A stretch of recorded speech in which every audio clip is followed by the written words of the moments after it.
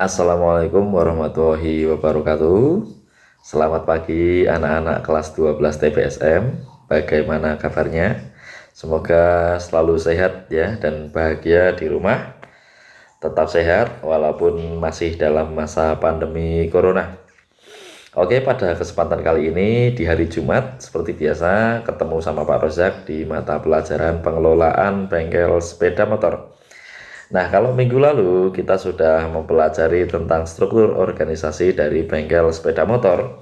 Kalau kali ini, gitu ya, kita akan mempelajari tentang faktor-faktor keberhasilan sebuah bengkel, gitu ya.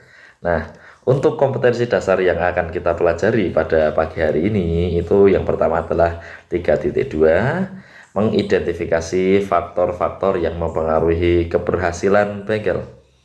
Kemudian 4.2, mendata faktor-faktor yang mempengaruhi keberhasilan bengkel. Nah, agar kompetensi dasar ini bisa kalian capai, ini nanti Pak Rozak lebih ringkas ruang lingkupnya seperti ini.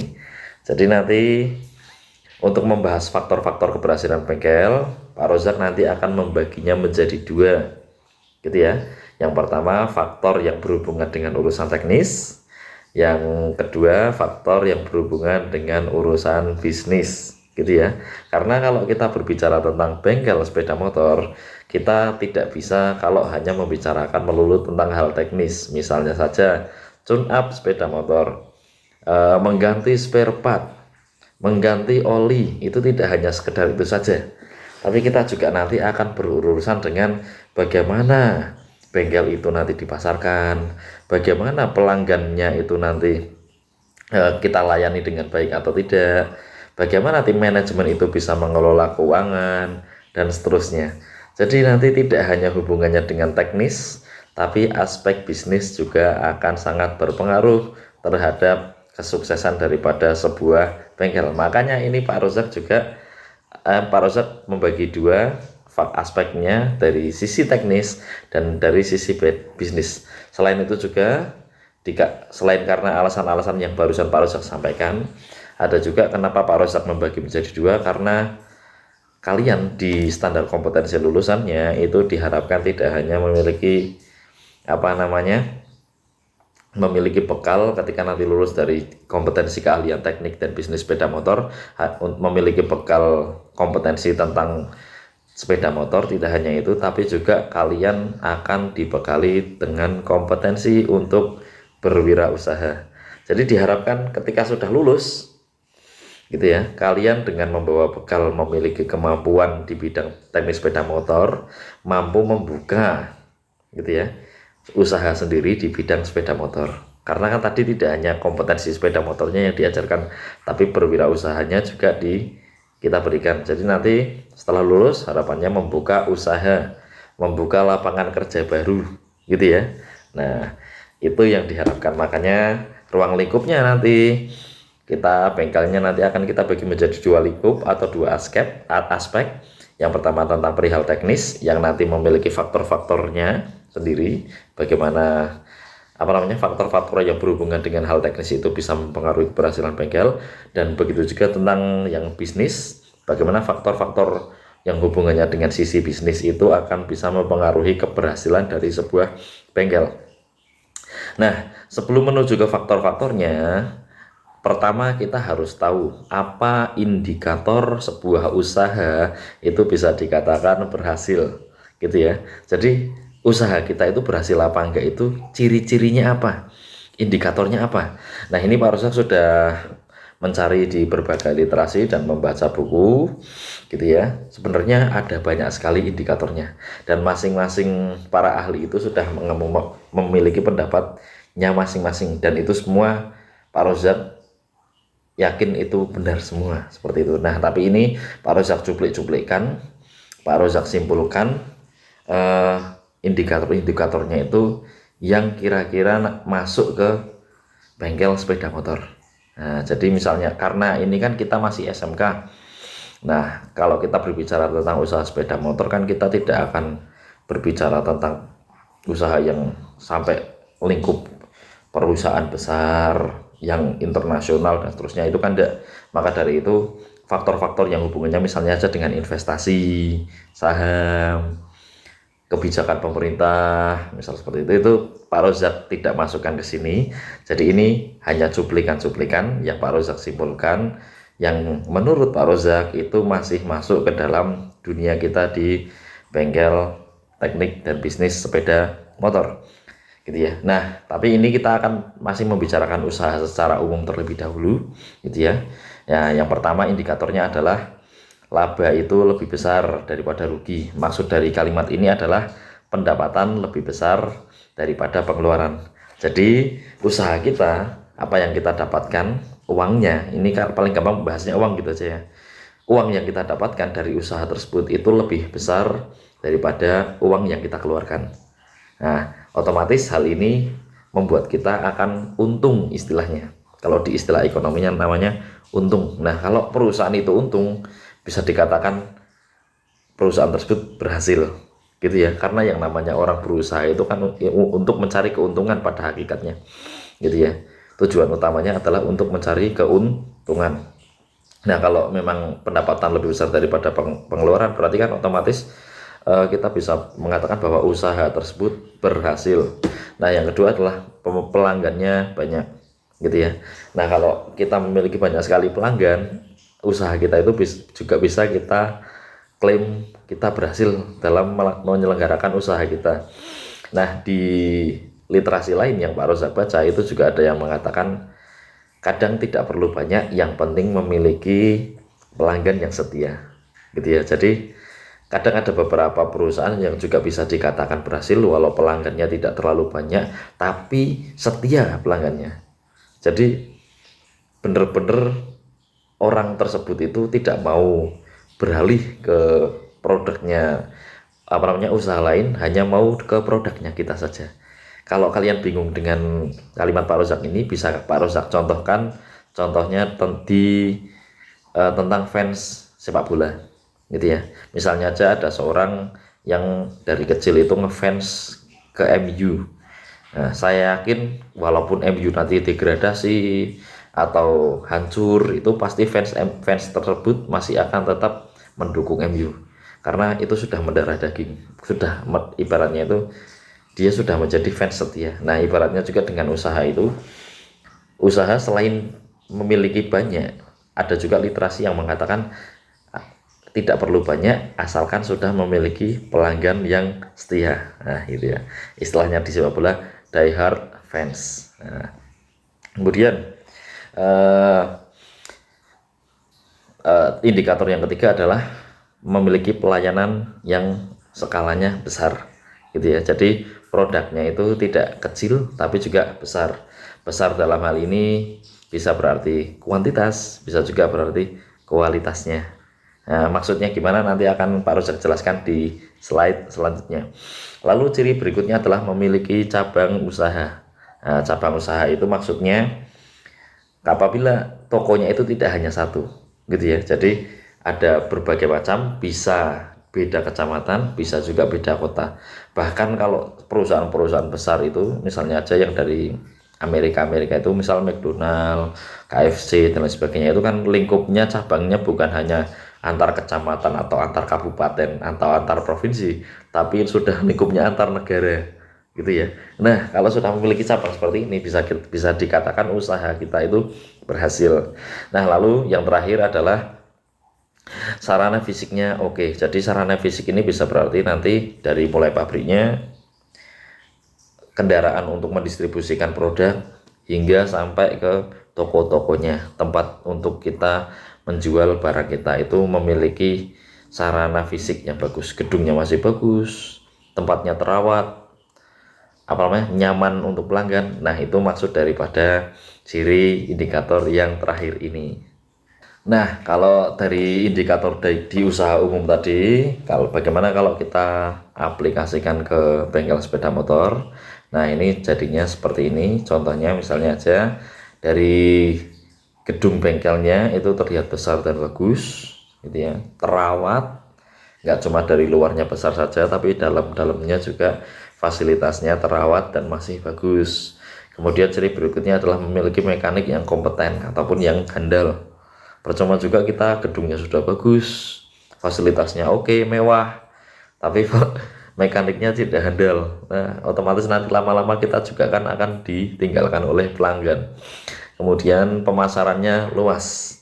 Nah, pemasaran luas dari sini bisa berbentuk macam-macam gitu ya. Jadi tidak hanya sekedar MMT, iklan, atau mungkin salesnya muter ke kampung-kampung, enggak, tapi menyeluruh. Jadi selain hal-hal pemasaran yang hubungannya dengan fisik tadi, juga melalui misalnya aja medsos gitu ya. Karena kita kan sekarang masih orang yang sudah berada di era digital, jadi enak, segalanya lebih enak dengan adanya medsos gitu ya. Nah, di medsos pun diserang dengan pemasaran gitu ya. Jadi bengkelnya selalu update Instagram mengenai kegiatan-kegiatan yang dilakukan di bengkel, atau layanan-layanan bengkel itu diiklankan di YouTube, Instagram, Facebook, seperti itu. Nah, kemudian memiliki manajemen yang bagus. Ini sangat penting sekali, karena untuk mengelola sebuah bengkel itu juga perlu adanya manajemen yang bagus. Kalau manajemennya nggak bagus, percuma kita punya modal, percuma kita punya mekanik yang handal, tapi mengelolanya nggak bisa. Nanti mekaniknya nggak betah juga kerja di tempat kita gitu ya. Uangnya juga yang modal besar juga nanti tidak bisa diputarkan. Nah, seperti itu. Makanya manajemen bagus juga diperlukan. Kemudian layanan servis berkelas. Nah, servis di sini apa namanya? Motornya yang tadi datang itu ya harus, yang tadi datang ada masalah, keluar dari bengkel masalah jadi tuntas, seperti itu. Terus pelanggannya yang datang mau nyervis itu ketika menunggu juga diberikan fasilitas yang nyaman. Jadi kan itu bisa kita apa namanya, arti daripada layanan servis yang berkelas. Nah, kemudian layanan konsumen menyenangkan. Nah, itu yang gambarnya mbak-mbak itu ya.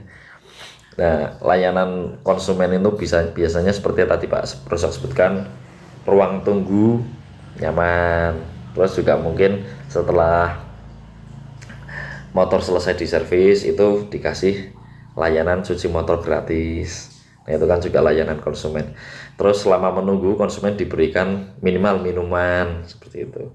Diberikan akses wifi gratis, ada televisi untuk nonton, dikasih colokan. Nah, karena kan orang sekarang kan kemana-mana pegangnya HP. Jadi kalau HP-nya baterainya habis itu pasti repot. Nah, kalau ada colokan dan ada charger yang universal, lubangnya macam-macam, ada yang USB tipe 2, ada yang Type C. Nah, itu kan nanti pelanggannya seneng kalau baterainya habis bisa ngecas di bengkel. Seperti itu ya. Nah, itu salah satu, ini merupakan ciri-ciri sebuah bengkel sepeda motor yang berhasil.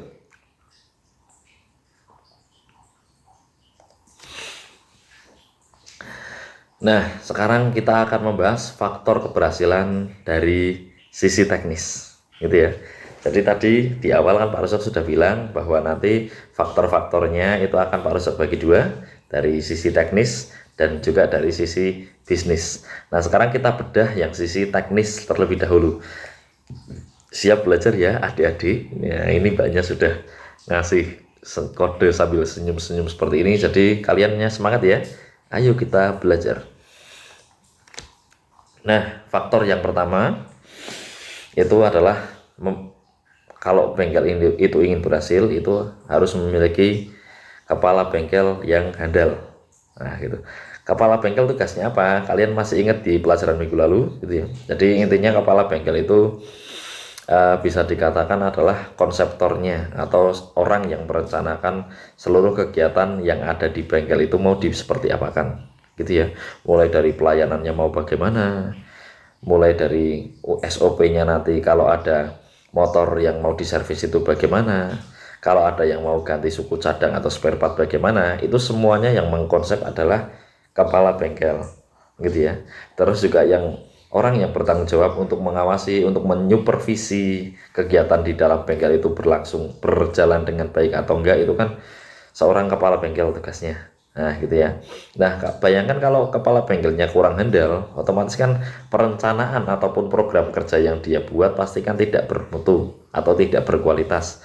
Nah, program yang tidak bermutu ataupun yang tidak berkualitas itu kan akan sangat membahayakan bengkel tersebut. gitu ya.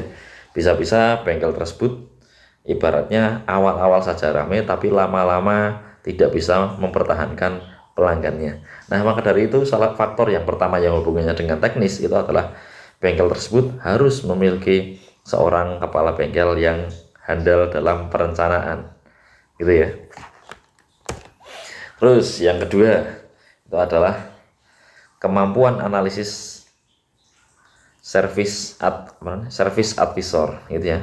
Nah, masih kita ulang lagi di pelajaran minggu lalu, service advisor itu kan tugasnya orang yang pertama kali menemui pelanggan, gitu ya. Jadi ketika pelanggan datang, yang menemui pertama kan service advisor, gitu ya. Jadi tanya keluhannya apa, keluhannya ini. Nah, dari service advisor itu kan langsung bisa menganalisis dia, gitu ya. Oh, berarti ini kemungkinan rusaknya ini, nanti kemungkinan harus ganti spare part ini atau gimana dan sebagainya. Nah, service advisor itu pun nanti harus bisa menghitung estimasi waktu, estimasi biaya, dan apa namanya, dan juga kemungkinan-kemungkinan yang nanti akan dilakukan kepada sepeda motor pelanggan tersebut, gitu ya. Jadi kemampuan analisisnya itu harus bagus. Nah, kalau apa yang diucapkan service advisor di awal itu, informasinya yang diberikan kepada pelanggan itu nanti komplit dan lengkap, gitu ya, nanti pelanggan juga jadi senang. Karena apa? Di awal sebelum dia menentukan akan melakukan langkah apa dengan sepeda motornya, itu pelanggan sudah tahu informasinya. Oh, motor saya seperti ini harusnya di seperti ini kan. Nah, coba kalau misalnya aja service advisornya itu tidak memiliki kemampuan analisis ya bagus. Jadi ketika ada pelanggan datang, ditanyain keluhannya apa, keluhannya ini. Nah, ternyata karena tidak mampu menganalisis, gitu ya, si service advisor bilang, oh udah ini enggak apa-apa, cukup diservis sama ganti oli saja, gitu. Terus dibilangin ini nanti estimasi waktunya paling ibu nunggu 2 jam, seperti itu. Terus nanti nggak ada ganti suku cadang. Nah, itu akhirnya pelanggan tadi oke, menyerahkan kunci, tanda tangan untuk servis, terus nunggu. Tadi kan estimasinya bilangnya 2 jam, tapi ternyata setelah 2 jam belum selesai, gitu ya. Terus tadi yang katanya tidak perlu ganti suku cadang, ternyata kerusakannya parah.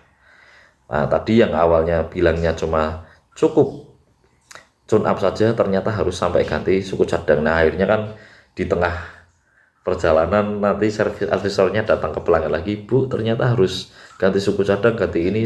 Nah, itu kan nanti akan membuat pelanggan jadi marah. Loh, ini gimana? Info awalnya kok tidak sesuai dengan kenyataan. Ini juga sudah 2 jam lebih kok belum selesai. Nah, maka dari itu faktor yang kedua adalah kemampuan analisis daripada service advisor itu akan berpengaruh. Nah, yang ketiga adalah kemampuan diagnosa dan servis dari mekanik. Nah, ini sudah sangat jelas, mekanik merupakan ujung tombak daripada sebuah bengkel, gitu ya. Mau sebagus apapun manajemen, mau sebesar apapun modal, perencanaan dan program dari kabengnya bagus, analisis daripada service advisor bagus, kalau mekaniknya nggak bagus, selesai, gitu ya. Yang ada baut pada hilang, pada putus, sepeda motor yang niatnya dibawa ke bengkel untuk diperbaiki malah jadi tambah rusak, gitu ya. Nah, maka dari itu faktor keberhasilan yang berikutnya itu adalah bengkel tersebut harus memiliki seorang mekanik yang memiliki kemampuan diagnosa, troubleshooting, dan juga kemampuan untuk teknisnya itu untuk menyervis sebuah sepeda motor itu yang sangat baik. Nah, yang selanjutnya adalah sikap kerja mekanik. Nah, kalau tadi itu lebih ke kemampuan teknis, nah sekarang lebih ke sikap kerja, gitu ya. Banyak mekanik yang pintar, yang handal, tapi sikap kerjanya malas-malasan, gitu ya. Terus juga kadang kerjanya itu kasar, gitu ya. Jadi nah istilah ning Jawa niki tengglonang, gitu ya. Kerjanya itu bunyi apa glodang dan seterusnya. Nah, ini tentunya juga akan mempengaruhi psikologis dari pelanggan. Pelanggan kan pelanggan kan tidak tahu itu mekanik ahli apa enggak, kan enggak tahu. Tapi kan kalau melihat kerjanya itu kasar, itu kan nanti akan membuat pikiran atau psikologis daripada pelanggan itu, loh iki kok gek motorku tambah rusak, gitu ya. Loh, nanti motor saya tambah rusak bagaimana ini. Nah, seperti itu. Makanya sikap kerja mekanik juga nanti harus dibutuhkan gitu ya. Jadi baik. Terus juga sikap kerja ini juga hubungannya nanti dengan kejujuran gitu ya. Misalnya saja eh, motor tersebut sebenarnya tidak perlu ganti suku cadang gitu ya, tapi karena si mekanik malas untuk memperbaiki, akhirnya dia bilang ke kepala bengkel ataupun servis asesor, ini harus ganti suku cadang seperti itu. Karena kan untuk ya, memperbaiki sama mengganti kan memang untuk bagi mekanik itu lebih mudah mengganti, pekerjaannya itu lebih mudah mengganti daripada memperbaiki. Nah kadang kan ada beberapa mekanik yang memang sikap kerjanya tidak jujur. Nah dan ini kan akhirnya nanti merugikan ke pelanggan gitu ya. Harusnya dia tidak mengeluarkan uang untuk membeli spare part, akhirnya harus mengeluarkan uang untuk membeli spare part. Nah kalau mekanik model kayak gini itu nanti kan juga akan membuat pelanggan itu jadi kapok.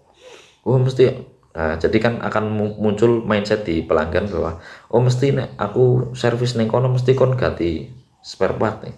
Saya kalau servis di sana kok dikit-dikit ganti spare part, dikit-dikit ganti spare part, uangnya cepat habis. Nah itu akan mempengaruhi mindset daripada pelanggan. Nah selanjutnya adalah, nah ini juga sangat penting walaupun ini tidak ada hubungannya dengan manusia. Nah, keberadaan spare part gitu ya yang selalu ready, tersedia dan juga lengkap. Nah, ini juga akan mempengaruhi keberhasilan bengkel tersebut gitu ya. Bayangkan misalnya aja ada sepeda motornya pelanggan itu mengalami kerusakan dan harus ganti suku cadang. Nah, gitu ya. Misal harus mengganti salah satu komponen. Nah, ternyata kok komponennya tidak ada. Gitu ya. Nah, itu kan nanti akan membuat pelanggan jadi bingung. Kemungkinannya kan adalah harus inden dulu ataupun menunggu barang itu dipesan gitu ya, atau mungkin pelanggannya nyari di toko luar untuk diganti di situ, atau mungkin malah justru pelanggannya suruh nyari bengkel lain. Nah kan pelanggannya nanti bisa jadi kecewa, ini ora komplit kok gitu. Nah itu juga akan mempengaruhi. Nah coba kalau di bengkel itu sudah tadi mekaniknya bagus, ketika mau ganti suku cadang ada semua, nah itu kan nyaman nantinya. Nah, itu nanti akan membuat pelanggan itu akan aku mah balik rono neh wae gitu ya. Ketika mau servis itu pasti akan kembali lagi ke situ karena lengkap semuanya ada gitu ya. Mau servis sekedar servis saja bisa, mau ganti spare part juga ada barangnya. Nah, kalau tadi hubungannya dengan teknis sudah, sekarang kita menuju ke yang bagian bisnis gitu ya. Nah, faktor keberhasilan dari sisi bisnis akan kita lanjutkan ya adik-adik. Nah itu sambil nyawang dulu untuk intermezzo, untuk iklan biar tidak bosan lihat wajah Pak Rosak terus gitu ya. Nah yang pertama adalah ini yang paling penting gitu ya. Ya gitu ya. Pertama adalah modal gitu ya. Ini yang paling penting, modal usaha gitu ya. Jadi walaupun kalian ahli, walaupun kalian punya link banyak, tapi kalau kalian tidak ada modal, lah mau buka bengkelnya bagaimana? Gitu kan ya. Nah, seperti itu. Modal ini memang nanti ketika bengkel itu sudah jalan, itu tidak jadi faktor utama sih memang untuk di dalam menunjang keberhasilan bengkel. Tapi modal itu pentingnya untuk di awal.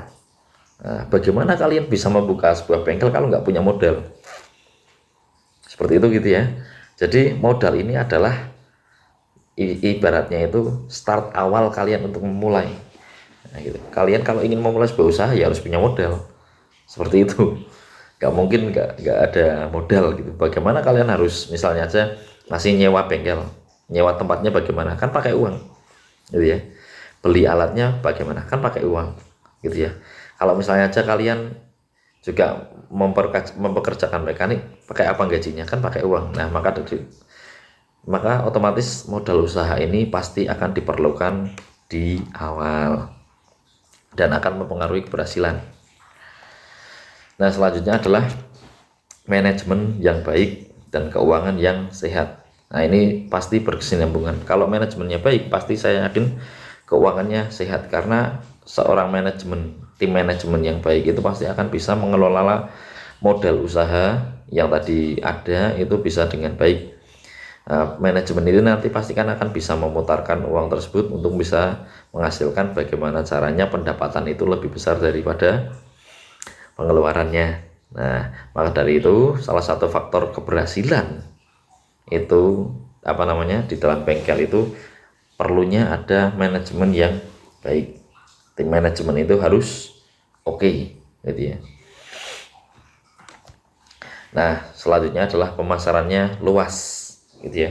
Nah, dalam hal ini adalah pemasaran bengkel, gitu ya. Ini bukan yang Pak Rusel bahas bengkel ya, bukan dealer. Kalau dealer itu yang jual motor. Kalau bengkel itu kan berarti eh, yang bagian untuk memperbaiki servis atau ganti suku cadang.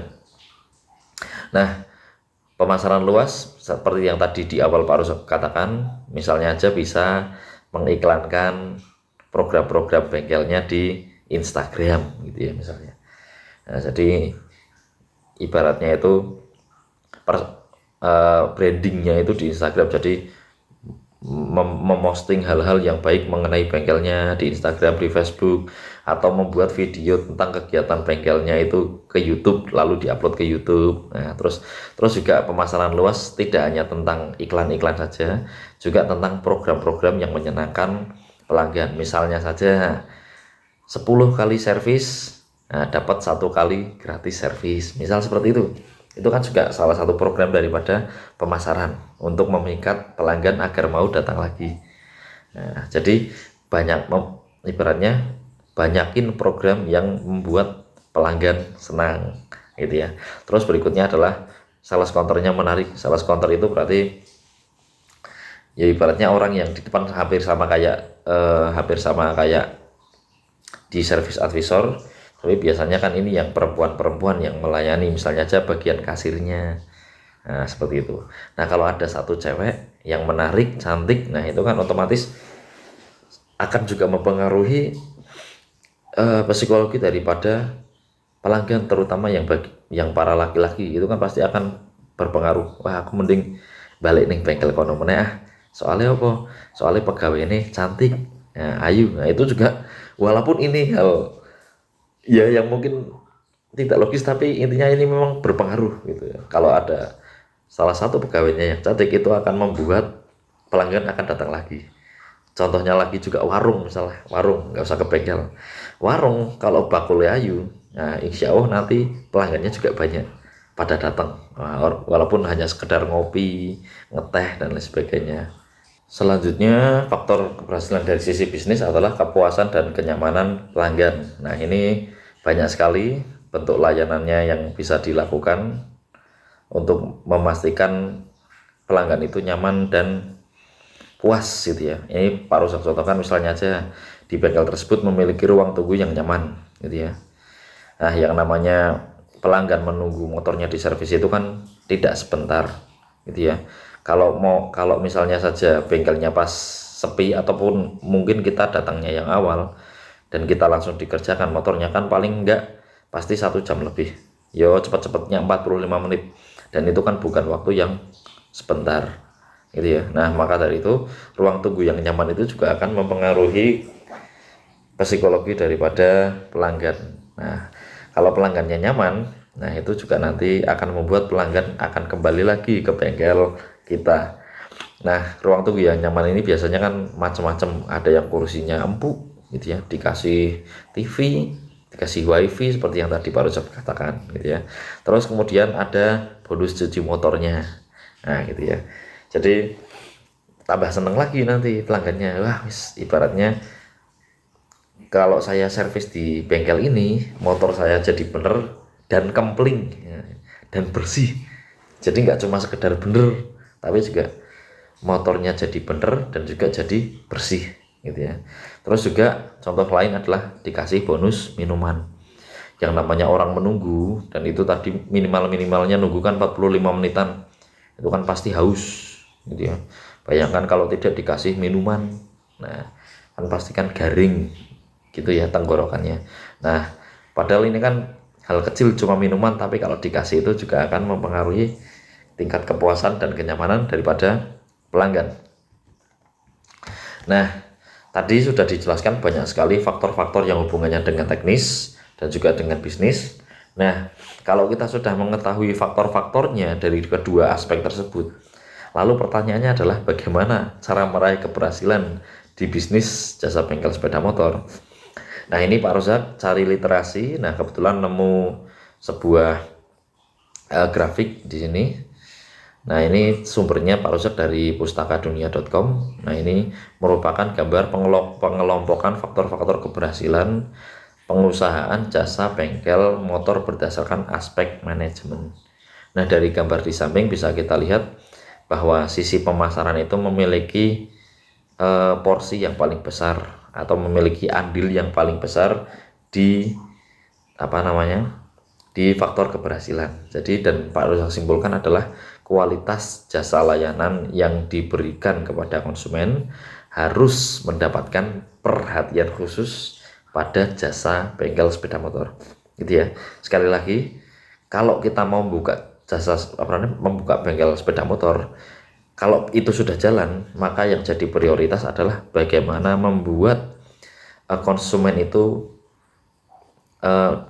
menjadi puas dan nyaman. Itu yang paling penting gitu ya. Kalau tadi Pak Rozak bilang modal penting, itu modal untuk awal gitu ya. Kalau sudah jalan, nah kembali lagi nanti pindahnya ke sini gitu ya. Jadi yang penting pokoknya bagaimana caranya agar konsumen itu mendapatkan perhatian khusus gitu ya. Jadi ngincer di konsumennya gitu ya. Nah ini tak kutip lagi dari dari literasi yang Pak Rozak baca. Menurut opini pakar, hasil survei lapangan tersebut sesuai dengan pendapat dari Philip Kotler dalam bukunya yang berjudul Marketing Management, yang menyatakan bahwa cara utama untuk membedakan perusahaan jasa adalah dengan memberikan kualitas yang lebih tinggi secara konsisten. Yang akan Pak Rozak garis bawahi adalah kata konsisten. Itu adalah kata kuncinya. Konsisten itu adalah berarti rutin dan selalu dilakukan. Kalau bahasa Arabnya istiqomah gitu ya.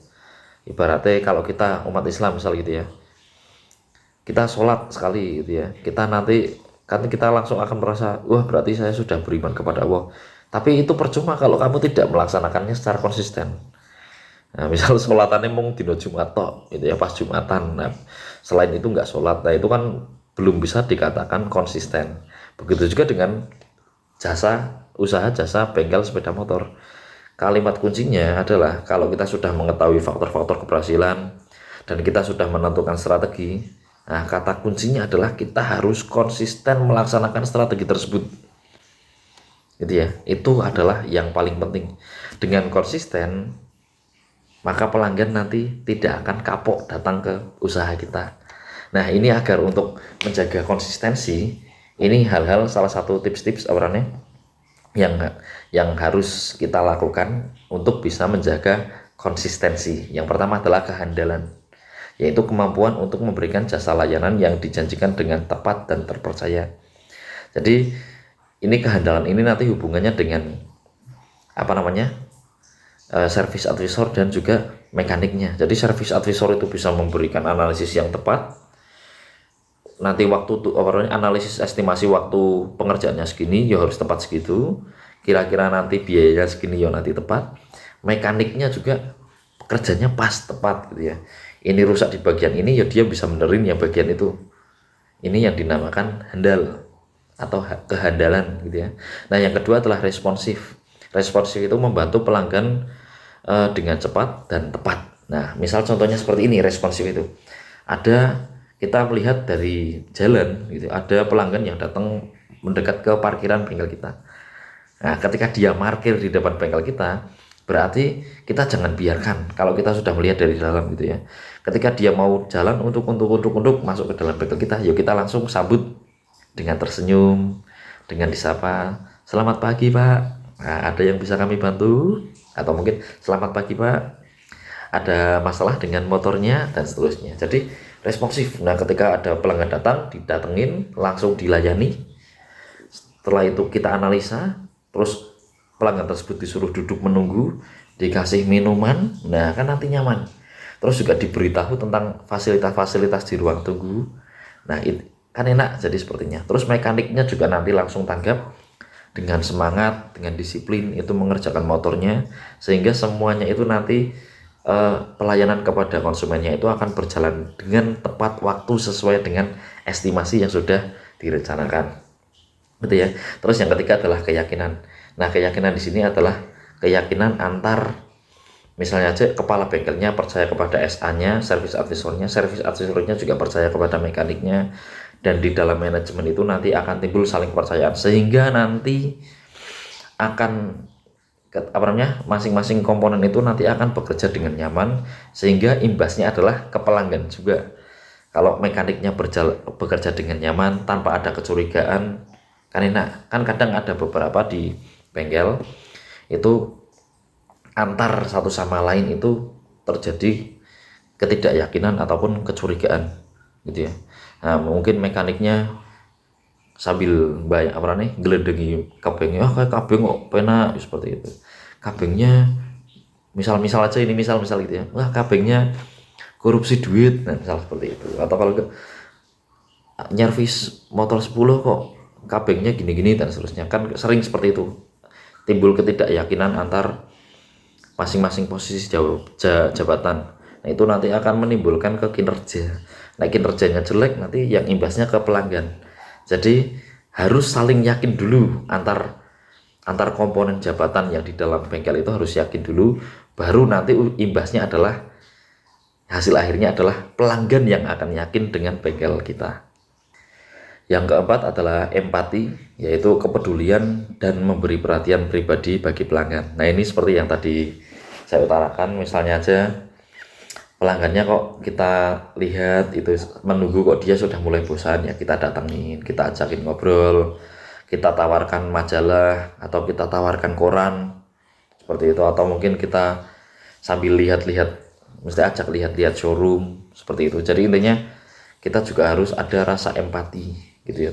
Termasuk juga misalnya saja sepeda motornya pelanggan tadi kok ada kerusakan, gitu ya.